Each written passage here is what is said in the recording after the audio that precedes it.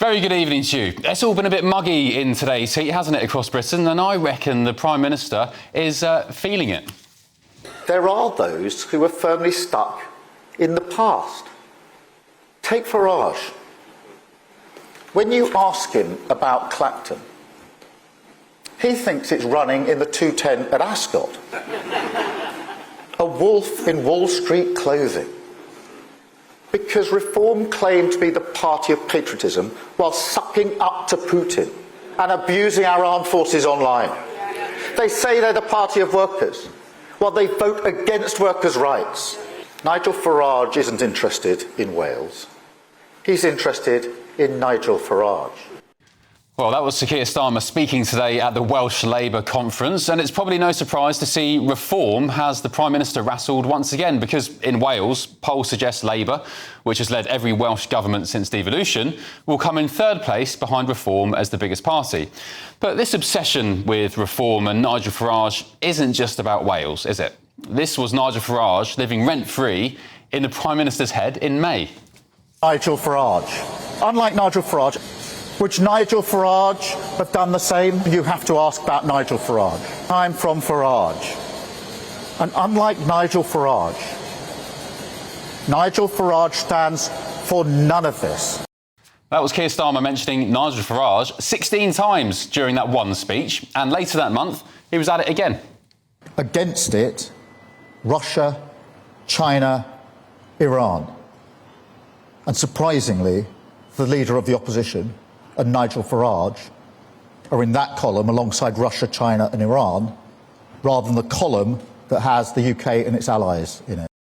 Yeah, I don't know. Maybe you just get the feeling the Prime Minister should be focusing more maybe on improving the country and indeed saving his own job rather than the party he mocked this year for being able to fit in the back of a taxi.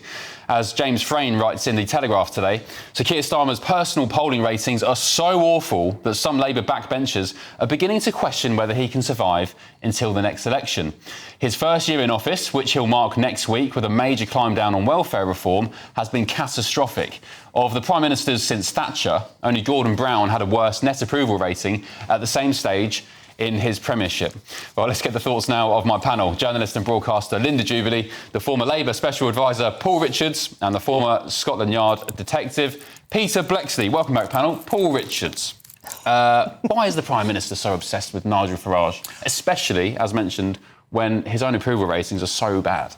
Well, Nigel Farage has established himself as somebody who wants to be the Prime Minister of our country, and if you believe the polls, if there was an election tomorrow, he would be the Prime Minister, right? So it is right for Keir Starmer to scrutinise him, to question him, to try and shine a light on the policies such as they are, to look at the candidates they have, the people who are elected as councillors and so on, and not let them get away with it and just being a sort of sideshow. I thought they only had 5 MPs. They are now a serious potentially governing party. They need to come under that spotlight. So that's what he's doing. And by the way, I've read the whole speech he gave in London No this week, today. It mentions industrial strategy, it mentions the steel workers, they're launching the 10-year plan for the NHS next week. There's a lot of stuff going on beyond that as well. Just quickly, so if reform should be taken seriously and scrutinised and so on, why does the Prime Minister make jokes at the dispatch box about the number of MPs they have? Well, because at Prime Minister's questions, you have to make jokes, don't you? That is part of that's what's the parliamentary system, isn't it? Linda? Well, you know as well as I do, Paul, that the first rule of communications when you've got a problem like this is you don't keep repeating the name. I watched that speech live this morning, and you are right. It was one sentence in the middle of the speech. But as soon as the words were out of his mouth, I thought, why doesn't he have enough self-discipline not to mention Nigel Farage's name? Is he rattled, Linda? It's not difficult. Is the Prime Minister rattled? Oh, he must be, to have lost control that way. I mean, that is a loss of control. I think that's an interesting point. I mean, you're right, of course. You shouldn't big up your opponents and use their name, but they've obviously decided inside Downing Street that you can't ignore it. You can't just pretend it's not happening. But that's the problem. You can. And so the strategy is to try and expose it and to shine light on it. Now, we'll see whether it's successful or not. But, do you know why it won't work? I'll tell you why it won't work. Because in this Ipsos poll, which is in the Daily Express, it turns out that 2 out of 3 Britons do not know what Sir Keir Starmer stands for. And the reason they don't know what Sir Keir Starmer stands for is because I don't believe he knows what he stands for. And that is the first rule of strategic communications. He has to have a purpose, he has to have a vision, he has to feed it into his strategic narrative, and it's not happening. OK, cue Peter Blexley. Do you remember when he was appointed Prime Minister and he said, we will be a government of service? Yes. And we'll be there for you, and all that other drivel that he came out with. Well, here we are, a year later, and what a catastrophic year it has been for Starmer, his acolytes, those who surround him, and this failing cabinet. Let's take a butcher's, if we may, at The Observer, the front page of The Observer, Let's take a look. Where it says, regrets, I have a few. Well, that's a line, ironically, from that wonderful song, My Way. And yet we know that Starmer doesn't do it my way. His Island of Strangers speech, written by someone else, hadn't read it beforehand. It's just a mouthpiece. The man is a disaster. But that is my point, because the problem is this won't be the last U-turn. And the reason it won't be the last U-turn is because no one has sorted the underlying core narrative of what this government is for. So it's like trying to build a house without any foundations. You just give it one push and the whole building Linda, topples over. can I ask you, you're a communications expert, you've worked with all sorts of international broadcasters and, you know, media training and whatever. If Number 10 called you tonight and said, Linda, we've seen your contributions on Ben Leo tonight, we're very impressed, we think you're a wise sage, would you go and work for Number 10 and handle their I comms? couldn't, because of my own political beliefs, would rule that out, and they wouldn't want me anywhere near them, I'm sure. But, I mean, if you could extract that out of the equation, I think it's a very, very interesting proposition, because I don't think all is lost. But I do think that no one is grasping the nettle here. OK. And that's not just Keir Starmer, that's his comms department. Paul Richards, this front page tomorrow of the Observer newspaper, of course, is a left-leaning publication. You would have thought that they would be supporting this Labour government where they can. However, for those listening on radio, let me just read you the headline. So it's the Observer tomorrow. Regrets, I have a few. Island of Strangers wasn't right. I deeply regret using it. We forgot that people wanted something to look forward to. Sue Gray wasn't the right person for the job. And after the firebombing of his home, he said, I wasn't in the best state. I mean, the fact the Observer is... This is an interview in the Observer tomorrow, by the way, but the fact they're running this in this fashion is telling, is it not? Well, it's a great scoop by Tom Baldwin, who is the Prime Minister's biographer, as we know, and a very well-established journalist. And he's got this incredible one-year-on interview where he's gone through all of these different things. And I think it shows a kind of sign of great humility and honesty for the Prime Minister to say some of this stuff out loud. He isn't just parroting a line and saying everything's fantastic. He is admitting his own failings, the failings of the government, and some of the things that have gone wrong that we all know about. I'll tell you what it is. That's not what I'll tell you what it is. Isn't it refreshingly honest, Peter? There's a deeply, deeply worrying line here, OK?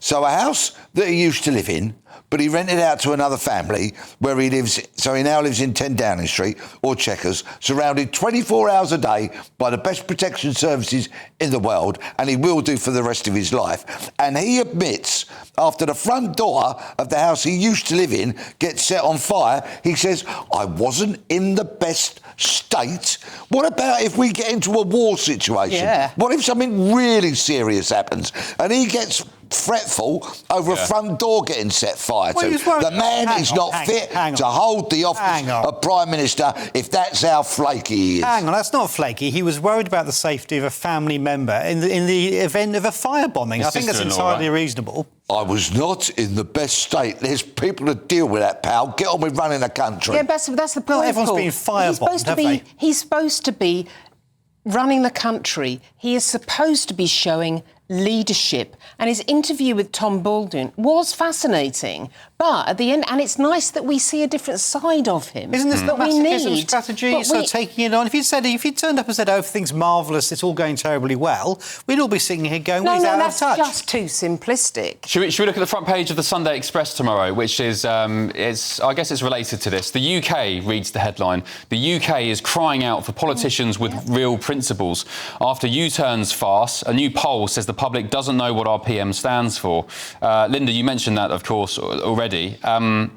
Is Britain crying out for politicians who believe in something? Absolutely. That's a critical thing, because what you actually need when you've got a leader is you need someone that can engage and therefore resonate with the public. Now, what Nigel Farage does do, and this is what has spooked the Labour Party, is he resonates with the public. Now, there are some politicians who can do that, but there haven't been very many at all. And what people now want is a leader that understands what their purpose is, understands what their vision is and what they're trying to do to try and put matters right in this country. And they clearly believe they do not have one at the moment. Or better still, understood the country, which he fundamentally doesn't.